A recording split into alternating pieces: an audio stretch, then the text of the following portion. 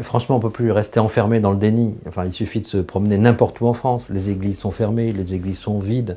Il n'y a plus de prêtres pour célébrer les messes. Il n'y a plus de baptême. De moins en moins de gens sont baptisés. De moins en moins d'enfants sont baptisés. De moins en moins d'adultes se marient à l'église.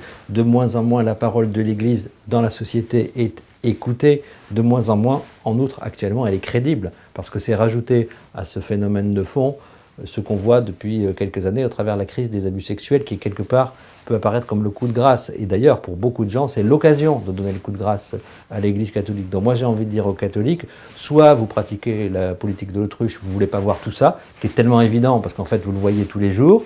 Ok, très bien, c'est possible, vous avez le droit, mais dans ce cas-là, vous allez mourir. Soit vous faites ce constat clinique, peut-être dur, peut-être douloureux, et c'est la condition même pour qu'une parole chrétienne recommence à être audible dans notre société. Donc je dis maintenant ça suffit, parce que ça fait 10 ans, 20 ans, 50 ans qu'on entend la même chose, qu'on nous dit oui mais c'est pas grave, vous savez, non mais ça va pas si mal en réalité.